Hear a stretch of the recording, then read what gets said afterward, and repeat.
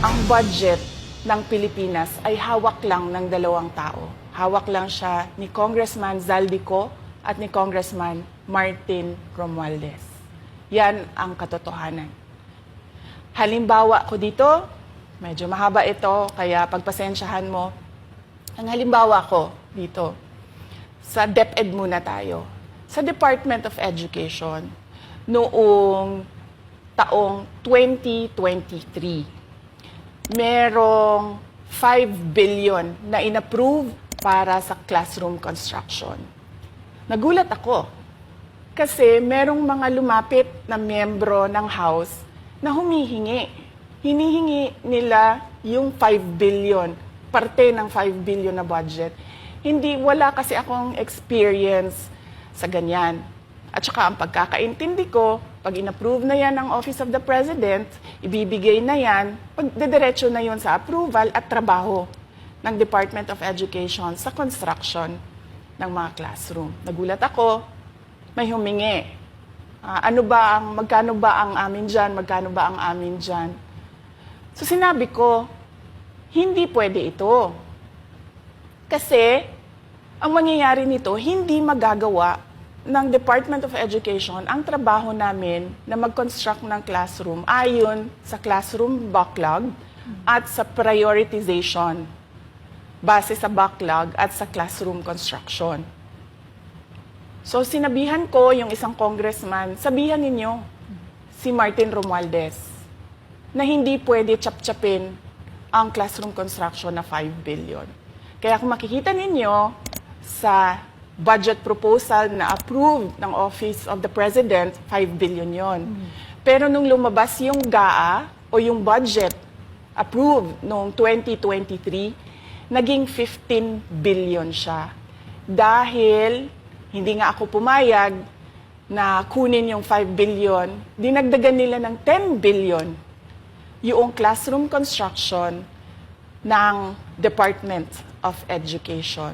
Yung 10 billion na yon hindi kontrolado ng Department of Education. Controlled yon ni Congressman Zaldico at Congressman Martin Romualdez. Hindi ko na kailangan ng corroborative witness dito dahil makikita niyo yon sa papel. Makikita ng taong bayan yon sa papel. NEP, 5 billion, lumabas ang budget approved, 15 billion. So maiintindihan niyo, 'di ba? Bakit pa tayo magbo-budget hearing para sa Office of the Vice President? 2 tao lang naman ang nasusunod sa budget ng bayan natin.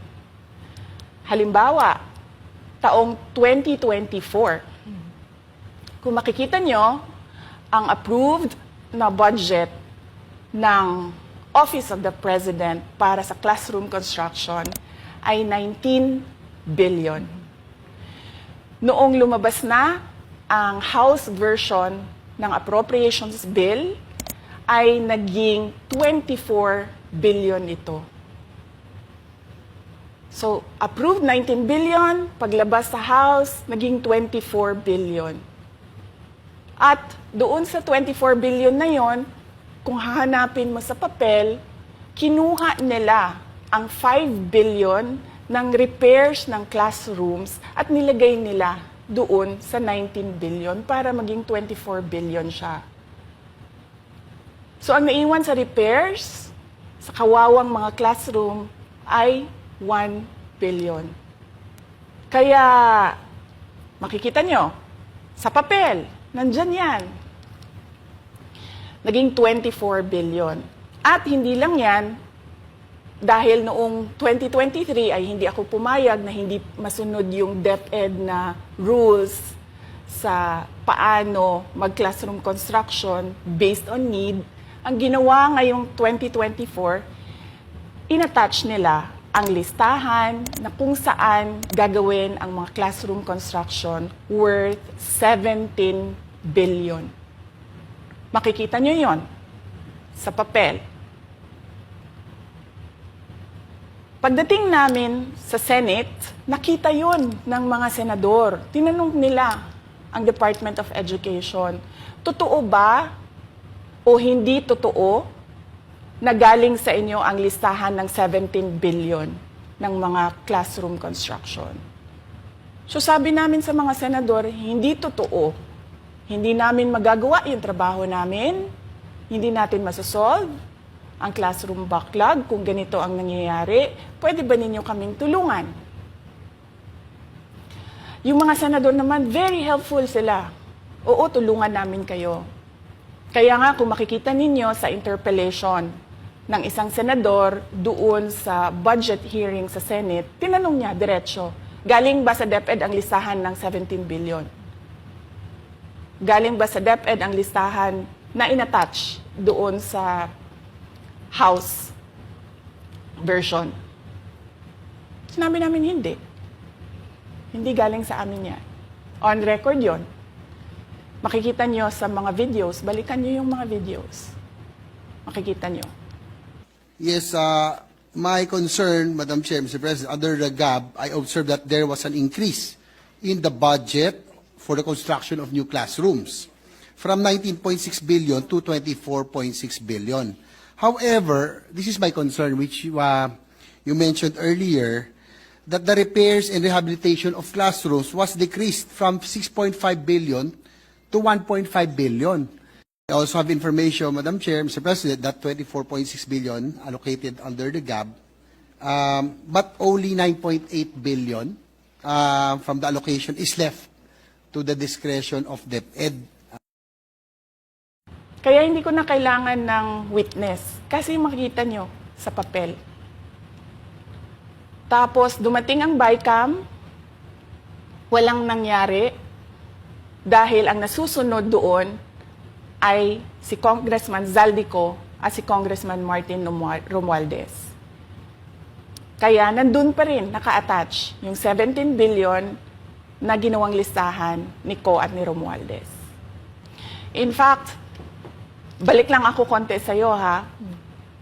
Kahit yung mga congressman, nakikita nila yung problema ng ginawa nila na pag-attach ng listahan sa budget. Kasi doon sa basic education hearing noong May 2024 ng House of Representatives, merong isang congressman nagreklamo, bakit ang tagal ng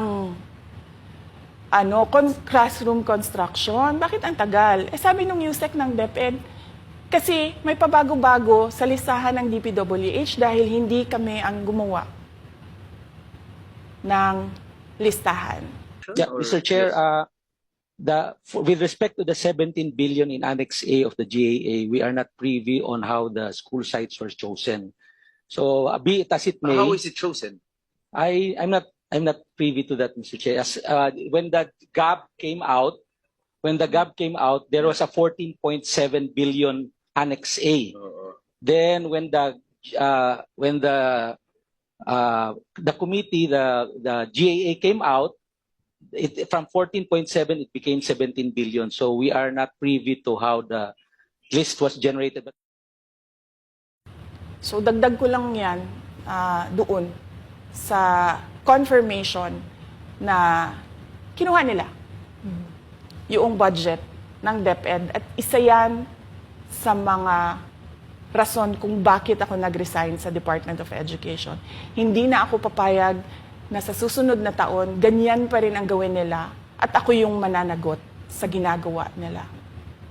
Kaya yan yung sinasabi ko, bakit pa tayo mag-question and answer dito para atakihin niyo ako? Eh, ang masusunod lang naman sa budget, 2 tao lang. Makikita natin na let's stick to our plan, atakihin natin ito siya. Walang kinalaman sa kanyang Office of the Vice President 2025 budget proposal.